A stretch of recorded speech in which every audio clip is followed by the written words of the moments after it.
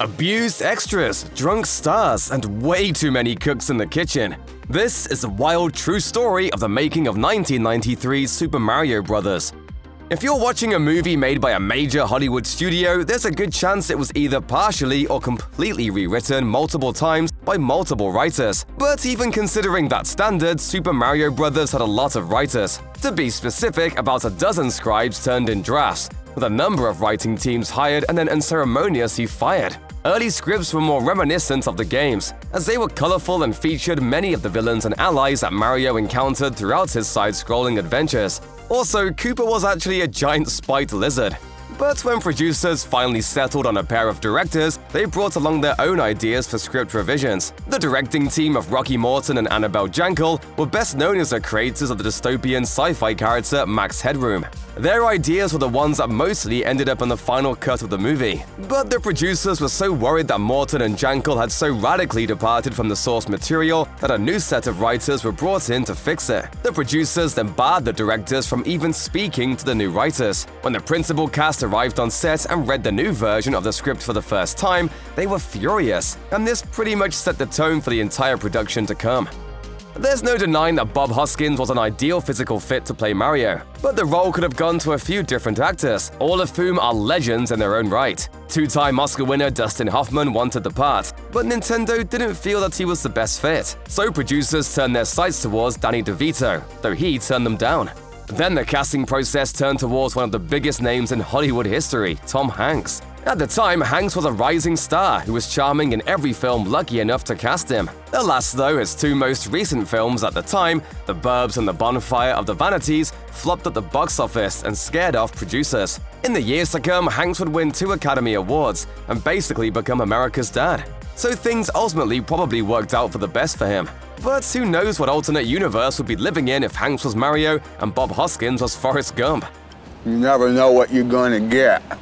Instead of taking inspiration from the actual Super Mario video games, the screenwriters looked towards big-budget, adult-oriented violence action movies. In particular, they drew from the likes of Die Hard, Mad Max, and Blade Runner. In the late 80s and early 90s, those 3 films were the cultural touchstones that pretty much everyone was referencing when it came to blockbusters, sci-fi, and action. The Die Hard inspiration was so extreme that one version of the script even called for a Bruce Willis cameo. The idea was for him to be crawling through the air vents above Cooper's office. Another version of the screenplay took direct inspiration from the Mad Max franchise by having the characters driving tricked-out post-apocalyptic cars and participating in death races. With all this in mind, it sounds like nobody in charge of making the Super Mario Bros. Movie actually wanted to make a Super Mario Bros. Movie. Before Super Mario Bros., directors Morton and Jankel had worked primarily on music videos and had some experience making a couple of dark and trippy features. So when it came to the visual aspect of making a movie, they were legitimately innovative for their time. But their philosophies might have been a little too wild for Nintendo. Case in point, they didn't even want to dress Mario and Luigi in their classic overalls. This was a major point of contention, with the producers demanding that Mario and Luigi look at least a little bit like they did in the video games. Morton and Jankel fought them tooth and nail for most of the production, until they finally gave in. So if not for the producers' dogged insistence, the only visually recognizable aspect of Mario and Luigi likely would have just been Bob Hoskins' mustache. Morton and Jankel's arrogance effectively ruined their film careers and any chance of making a single friend on the Mario set. The cast and crew pretty much hated the directing duo, often resorting to calling them names behind their backs and grumbling about their bizarre antics. Bob Hoskins believed that Morton and Jankel had no idea what they were doing, while Dennis Hopper complained that they weren't very good at communicating script changes. At one point, Morton was looking over the extras. He thought one of them didn't look dirty enough, so he grabbed a cup of coffee and allegedly poured it over the extra's head. Morton claimed that the coffee had been sitting around for a while, though he also said that when the extra complained that it was hot, he doused the extra with cool water to soothe the pain. Then when it came time for reshoots, the producers didn't allow the directing duo to shoot even a single new frame. Their slow disassociation from the film reached its peak when they were also banned from the editing room.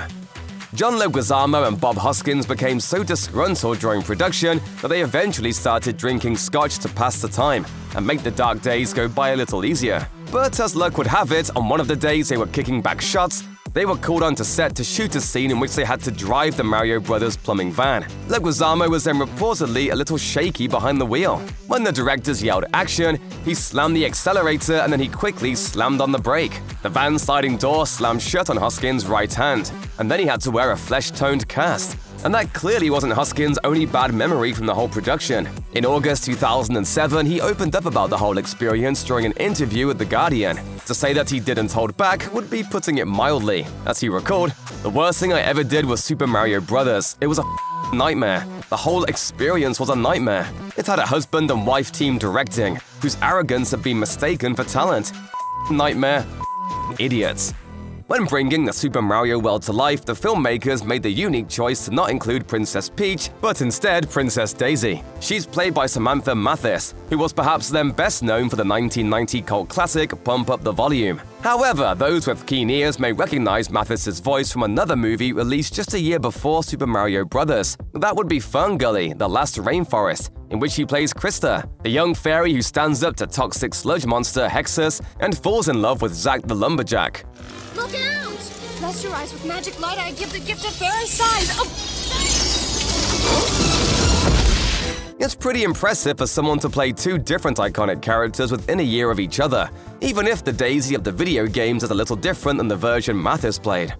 Even if you find Super Mario Bros. Charming despite its flaws, you probably wouldn't mention the word Oscars in the same breath as this movie. Nevertheless, it was actually a viable candidate for a coveted statuette, as it was among the films under consideration for a nomination for Best Visual Effects at the 66th Academy Awards. Ultimately, however, the competition was too much for Super Mario Bros. To snag a nomination, especially considering the other big dinosaur-themed movie of that year, Jurassic Park. Still, Mario is in good company, as other fantastical favorites from that year like Hocus Pocus and Addams Family Values didn't make the cut either, despite also being under consideration. A nomination would have been well-deserved though, as Super Mario Bros. Actually pioneered some significant new visual effects technology and software.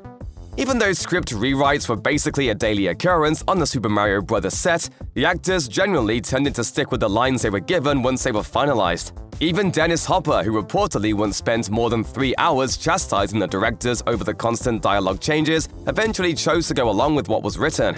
But Richard Edson, who plays King Koopa's henchman Spike, is one actor who essentially threw the script out the window. Also going off script was Fisher Stevens, who played Spike's henchman partner in crime Iggy. As Edson revealed in a 2011 interview, his and Stevens' dissatisfaction with the original dialogue led to them pitching new material to Jankel and Morton. The directors were impressed enough to give them almost complete control over their characters, including a rap that sadly ended up on the cutting room floor. I missed. Nice job.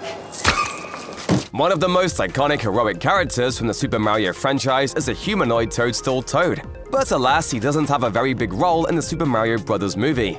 He's played by Mojo Nixon as a musician who provides useful exposition to Mario and Luigi before being turned into a Goomba by King Koopa.